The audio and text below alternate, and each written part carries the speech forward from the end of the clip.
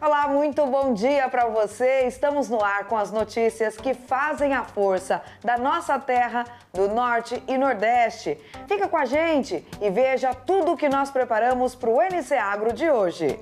O sucesso do vazio sanitário depende diretamente da adesão dos produtores e do entendimento de que a prevenção reduz drasticamente os custos com defensivos agrícolas lá na frente. A soja ainda está em fase de desenvolvimento e a colheita está prevista apenas para o mês de agosto.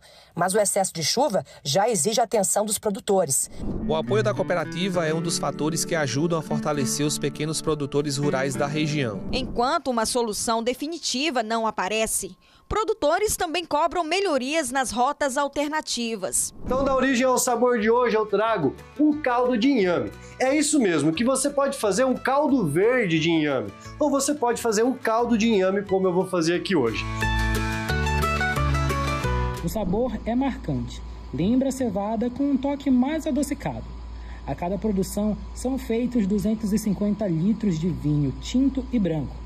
O teor alcoólico também varia, entre 12% e 14%. Neste espaço que cedia ao projeto Casa Florestal Ita, o Sisteminha está em construção e deve colaborar nas atividades do grupo que desenvolve ações culturais e agrícolas, com cerca de 300 jovens do bairro do Curuçambá. O sabor inconfundível desse ouro líquido já ganhou reconhecimento nacional.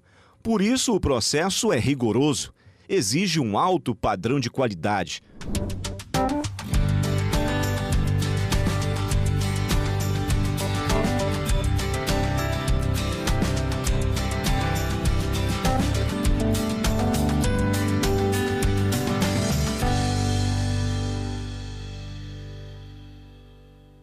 E atenção, hein? Já está valendo em Rondônia o período do vazio sanitário da soja. Pelos próximos 90 dias, fica proibido manter qualquer planta viva do grão no campo para quebrar o ciclo da ferrugem asiática.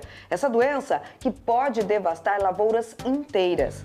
As equipes de fiscalização e as lideranças do setor já estão mobilizadas para garantir o cumprimento da medida que protege uma das principais riquezas agrícolas do estado. Vamos acompanhar os detalhes na reportagem de Thaís Nauara e Edinaldo Reis.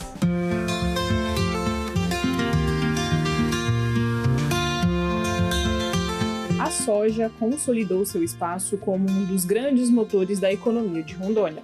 De acordo com a Embrapa, estima-se que a safra 2025-2026 tenha alcançado 5,4 milhões de toneladas, com expansão de 1,3% da área plantada. Hoje nós estamos com 720 mil hectares de soja plantada no estado, nessa safra 25-26. Milho em torno de 500 mil por aí, ainda vamos ver ainda os dados da Idaron, o que vem aí. Mas é um crescimento que poderia estar melhor. E para garantir que o grão continue gerando lucro, o cuidado com o solo precisa ser rigoroso, especialmente na entre-safra.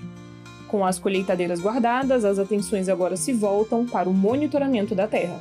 O vazio sanitário, como o próprio nome diz, é um período de 90 dias, que começou agora dia 10 de junho e vai até dia 10 de setembro, em que esse período é um período proibido para que haja plantio de soja, ou então as chamadas tigueras, que são restos de culturas, da safra anterior, E esse período ele é utilizado em todo o Brasil, E é a melhor estratégia até hoje conhecida, para se combater e se erradicar a principal praga que ataca a cultura da soja, que é a ferrugem asiática da soja. O trabalho de fiscalização da Idaron é estratégico. A agência percorre as propriedades rurais para impedir a presença das plantas voluntárias, conhecidas como guaxas, que servem de abrigo para o fungo da ferrugem asiática.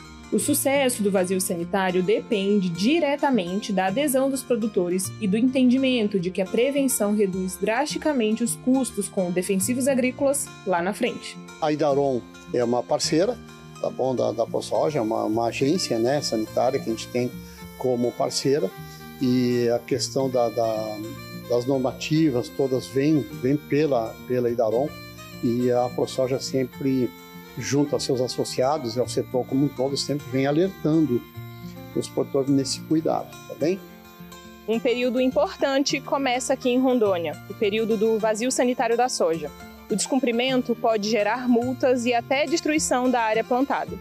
Mas a grande aposta do setor está principalmente na adesão, mas também como outras culturas, como o milho, que já está sendo colhido. A rotação de culturas, além de gerar receita para o produtor neste período, protege a estrutura física e biológica do solo, preparando a terra para o próximo ciclo. Após o vazio sanitário, que termina dia 10 de setembro, inicia a janela de plantio, que vai do dia 11 de setembro ao dia 9 de janeiro. Bem?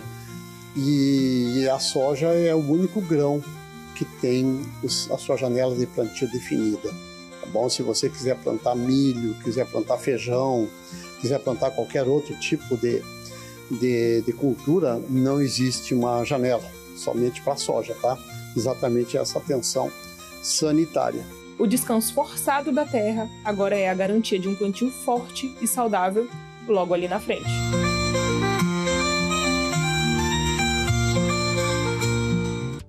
E já em Roraima, são as fortes chuvas que preocupam quem vive da agricultura. Na região de Boa Vista, produtores acompanham diariamente as condições climáticas para evitar prejuízos na lavoura de soja. Nossa equipe foi até uma fazenda para entender como o excesso de chuva pode impactar a produção.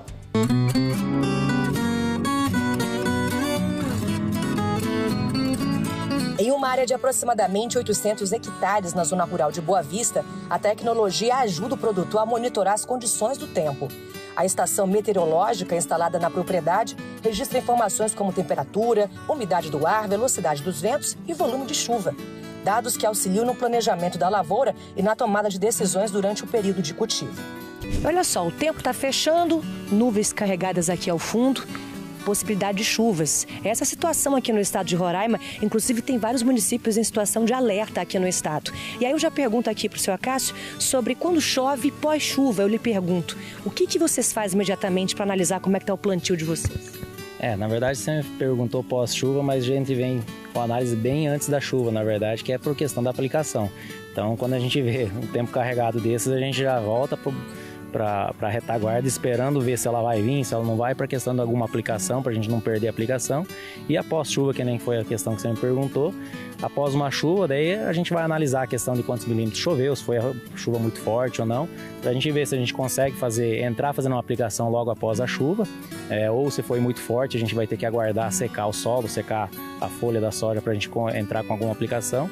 Se não dá no mesmo dia, só no próximo dia esperar o sol novamente para a gente entrar novamente com as aplicações. Hein? Mesmo com os desafios impostos pelo inverno amazônico, a expectativa dos produtores segue positiva para este ano.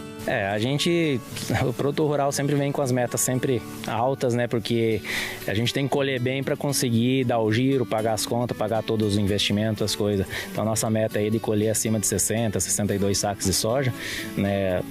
O preço da soja que não está muito ajudando, como eu falei, a questão de preço das commodities está baixando demais, o dólar influencia muito, daí vem questão política também, mas a nossa meta é uma produção muito boa, acima de 60 sacos por hectare e conseguir comercializar aí acima de 100, 105, 110 sacos, R$110 por saco.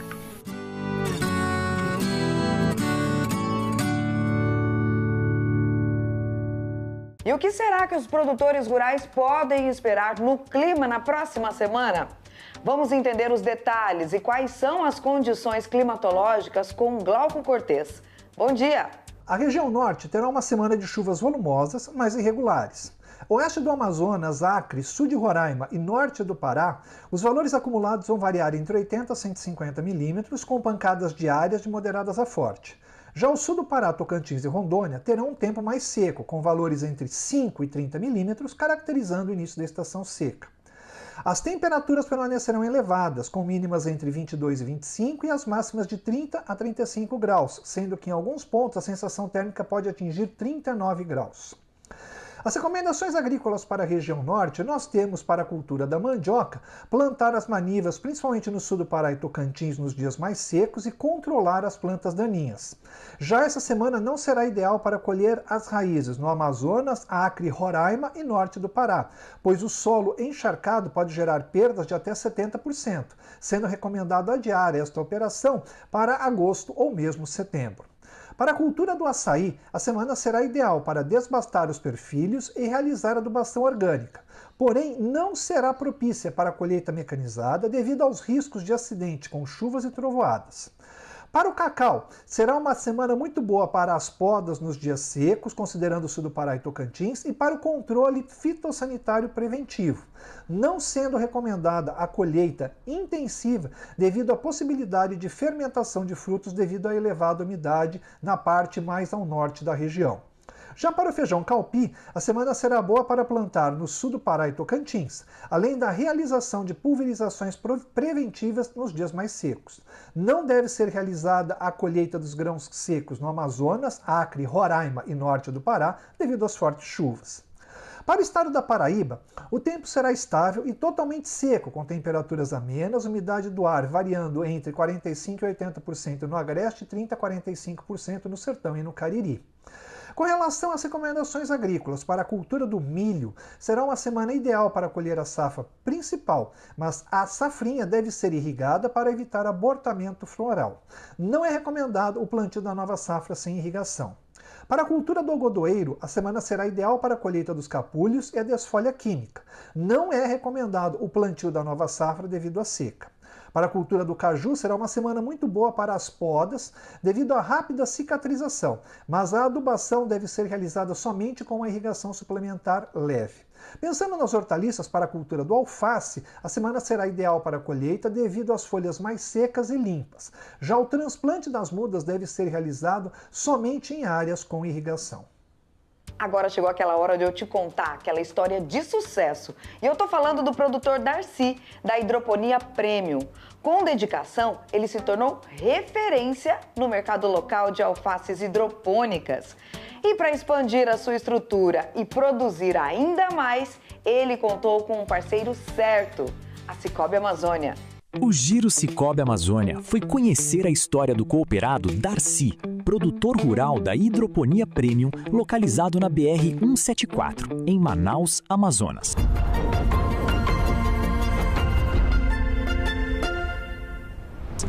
Darcy se dedica à produção de alface hidropônico com tecnologia e cuidado, gerando hortaliças de alta qualidade para o mercado local. Como cooperado da agência PA23, Darcy encontrou na Cicobi Amazônia uma parceria fundamental para o crescimento do seu negócio. Com acesso a linhas de crédito e soluções financeiras adequadas ao agronegócio, ele pôde investir na estrutura da propriedade, ampliar a produção, impulsionando a competitividade da sua produção. Durante a visita, o assistente comercial Matheus Lima e a gerente de pessoa jurídica Laila Jéssica acompanharam de perto esse processo e destacaram que a parceria entre Darcy e a cooperativa é um exemplo de como o cooperativismo fortalece o produtor rural, promovendo desenvolvimento sustentável e resultados concretos. A Cicobi Amazônia tem tudo para ser a sua cooperativa de crédito, da sua empresa e do seu agronegócio. Abra sua conta. Seja cooperado Cicobi Amazônia.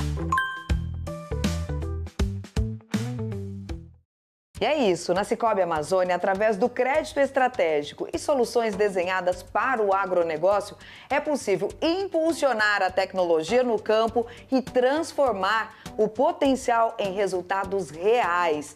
Leve essa evolução para a sua propriedade. Escaneie o QR Code que está aqui na tela e solicite o seu atendimento. E agora nós vamos fazer uma breve pausa, mas na volta nós vamos te mostrar a história de agricultores da Paraíba que abastecem as feiras de todas as regiões. E a interdição de uma ponte que está prejudicando o escoamento da produção agrícola no Tocantins.